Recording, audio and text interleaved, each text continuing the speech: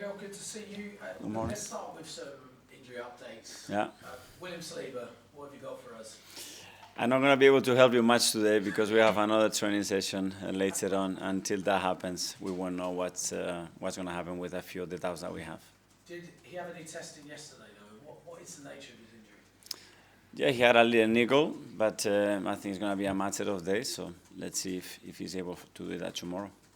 So matter of days for William. Leandro? Matter of days as well. Matter of days too. Kai Havertz? Matter of weeks. Matter of weeks. I think so, yeah. So do you think end of the month? I don't know. Let's see how it evolves in the next few weeks. He's doing really well. He's doing stuff on the pitch, but I think he needs some time. And how's Gabby doing? Which Gabi? Gabriel. We have a lot. Even one on the staff now. Sorry. The one on the treatment table right now. Big Gabi. Big Gabi is doing very well as well, but I mean, that's weeks as well. That's weeks. Okay, look, let's focus on Brentford. It's a busy week, it's a busy period for you. Is this an opportunity to rotate the squad, or is it a necessity to rotate the squad? That's an opportunity tomorrow at 7:30 p.m. Everybody, 7:30 p.m. kickoff to be at the Emirates, bouncing and putting energy to win the game. That's the opportunity that we have tomorrow, 7:30 p.m. Like animals, everybody at the Emirates to go again and beat Brentford. That's the opportunity. So you see this Brentford game as Vital, massive, yes. in a busy week. Is that a challenge for you as a coach to make sure players are motivated, knowing that what you've got to come Saturday lunchtime at Villa Park, then back to Champions League the week after? No, because our motivation comes from preparation and how we prepare for every game to try to be better than the opposition. And where we are in the league and what we are doing, I mean, I don't think we need any more motivation than that. And look, it's a vital fixture, but I talked about rotation. We've seen a lot of minutes for, Declan Rice had a really busy week, full-on week. During Timber, exactly the same. Are they the sort of players that potentially you could rest them a little bit against Brentford? We try to manage every case, every individual in relation to how they feel in the context of the matches, but just with the only purpose to have the best options on the pitch and to come to be better than the opponent. That's it. Opportunity for Ben White tomorrow? Opportunity for everybody, as I said. Okay, let's talk about Brentford and their physicality. Physicality seems to have been maybe a bit more of a challenge for your side this year when we think about Stadium like against Sunderland, a very physical side. Certainly what happened at Stamford Bridge on Sunday. How prepared are you for the challenge that Brentford will offer, particularly that incredibly long throw of Michael Chiodi? Yeah. Well, that physicality comes from different areas in relation to the pitch, but I think every game that we play, when you look at intensity in the Premier League against any opponent, what is needed is incredible, and Brentford brings different threats, different challenges, as we all know, and you need to dominate that if you want to win the game. A final one from me, Mikel. Danny Fark had some comments after his game against Manchester City about Donnarumma holding the ball, going down injured, taking a couple of minutes out of the game while Pep Guardiola was giving instructions on the sideline. He felt like it wasn't something that he likes to see. What's your opinion? Are we seeing that more, and not necessarily just for goalkeepers, but from outfield players going down at certain times of the game to kill time and maybe take the momentum out of games? Are we seeing it more, and is it something that maybe we should look at eradicating from the game in some way possible? The game evolves, the rules evolve, and that's going to be constant. And you look in the Premier League now how many minutes are we playing, actually the effective time that we are playing, the effective time that we played on Sunday.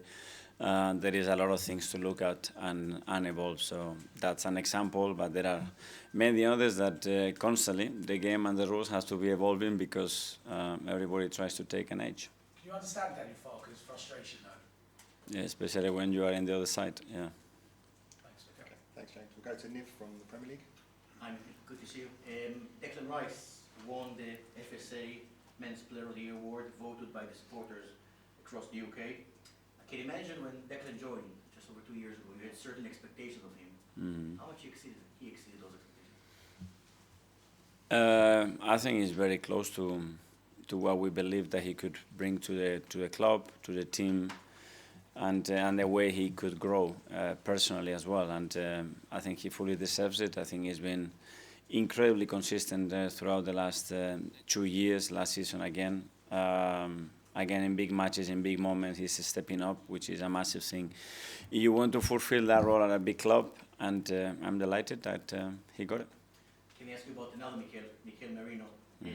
When he joined Arsenal, he already played over 200 games in the La Liga, won the Euros with Spain, a well-established midfielder. In your wildest dreams, did you ever imagine he'll become such a good striker? And as a manager as well, how much flexibility do you give him? Yeah, as a striker, certainly not. But that's the thing as well that you learn when you sign a player. I knew that he could offer much more than what he had, and especially after I met him for the first time, because a player that has that amount of curiosity and the amount of question that he's asked, how will he is to learn constantly, the way he loves his profession and football. Yeah, it's difficult to put limits to that, because when someone wants to grow every single day, is that determined, that hungry to win and evolve and to be part of something, that's very powerful, and Mikel certainly has that.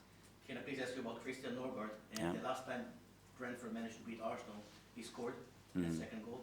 What made you decide that Christian is the right fit for Arsenal, and what are the chances of him being involved tomorrow against his former side?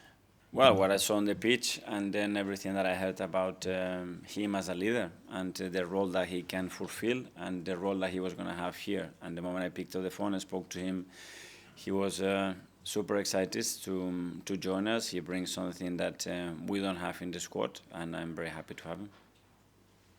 Okay, Ian from Trossard. Hi, Mikel. Hi, How Ian. are you? Very good, thank you. Goalkeepers, you've been speaking about how things are evolution regarding rules around goalkeepers. Your goalkeeper you brought in over 2 years ago now is approaching 100 Premier League games for you. Not a bad goalkeeper. It's an amazing goalkeeper, and yeah, it's a great story as well, and how it happened, because as well we tried to sign David much earlier. I think it was as soon as I arrived, almost, and he had to wait for another 2 years, and the start that he had and the journey that we had together, I think it's been phenomenal for us, and very happy to have him. We're playing against his old team tomorrow. In terms of signings you've made, because you spent £100 million on Declan Rice, a lot of money on other players, pound for pound, is he the best signing you've made? I don't know. Very difficult question to answer, but it's certainly one that is taking us to a different level, and it's certainly a player that has brought something different to our way of playing. Both teams like to score from set pieces. Does that mean that we're not going to see too many goals from open play tomorrow? I don't know. But I don't know what team in the Premier League doesn't like to score from set pieces. You see that as a badge of honour then, rather than a criticism? Well, we just consider a goal against Chelsea on a set piece, and they scored 7 corners. We scored 8, no? So I think we should all be set piece teams, because we all score and concede from set pieces, unfortunately. Finally, just quickly about the fans, you said to make sure they're there on time for the game against Brentford. A lot of managers... Before the game, not on time, just before. Yeah, absolutely. A lot of managers this week have had to answer questions about maybe their fans being a bit more positive towards their team. Your fans at the moment are just ultra positive towards your team. They couldn't be any more positive, could they? Yeah, you can always be more, and especially when you play a different type of game, that's where you have to lift the standards and the team the first, and ourselves as well, with the way we're going to play tomorrow, to lift everybody and make sure that we produce the same energy, atmosphere, and positivity around the place. Thank you. Alex, BBC. Hi, Mikel. Can I just ask you about the injuries?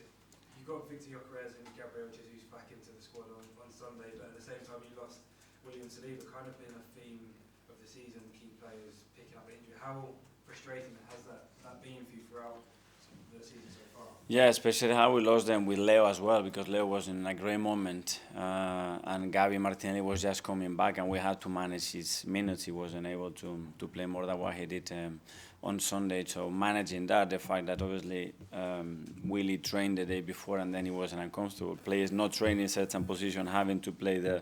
But again, the attitude towards it and the way the players are performing and giving absolutely everything they can to fulfill those absences has been it's been the key of the season because we have to deal with a lot already. And last season, those injury problems were probably the worst you've experienced in your in your managerial career. Did that prepare you for this season? Obviously, you have better squad depth, but what you learned last season, has that helped you to get through this tricky period? Yes, because this season has been worse in some areas, especially in the front line, and now what's happening with the back line. But yeah, I mean, we learned and we were able to put that together, a squad that is much more reliable and have more options. We learned from the past as well that we have to use players in different positions and they have to be able to fulfill different roles if we want to compete at this level. And an example of Mikel that we were discussing before is just the best one probably. Simon Standard? Mikel, just on Kai, Julie Naiman said a few weeks ago that he'd suffered a setback. Is that why he's not going to be back until possibly January? Is that what the issue is? Yeah, so he was doing everything.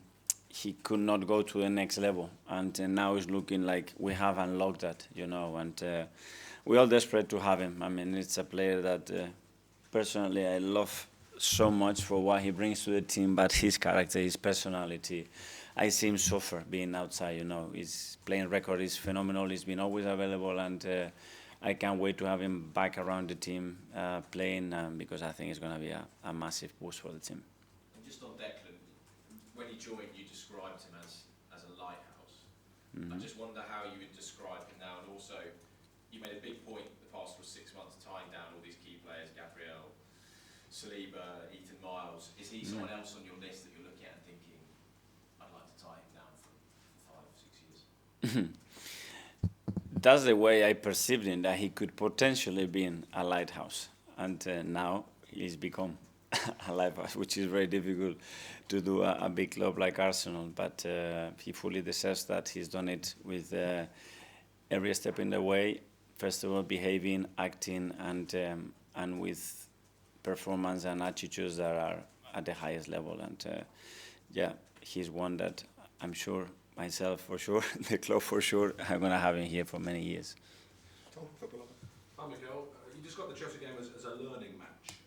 With the wins over Bayern and Spurs, well, you could almost describe the week as a learning week. And I'm curious what lessons you did learn from a week of really tough games where you nearly got 3 wins from 3 Kangaroos. Yeah. Well, starting from Spurs, I learned because I learned a lot as well about the international break again and what happened. For example, what happened with Gavi and how can we correct that and never happening again. Then we played a game in a way that again we have to learn, and watching them, you always learn from it. Bayern Munich brought different qualities, players that you don't see weekly, but we need the potential of it, and obviously what they were doing, and we took a lot from them, and the last weekend the same, and the amount of games that you have to play within a game, and what happened at Stamford Bridge in that sense, it's enormous, because something is the perception of what happened, and after it's actually what happened and why it happened. So it was a huge learning. And James touched on this earlier, but the aggressiveness that Chelsea showed on Sunday, it was similar. It was compared almost to the aggressiveness that Sunderland also showed in their game. 2 games where Arsenal did drop points. I think teams are going to look at that and see a blueprint. Maybe if we're aggressive, we can maybe get something from Arsenal. So how do you have to cope with perhaps the future aggressiveness that you might face from other teams?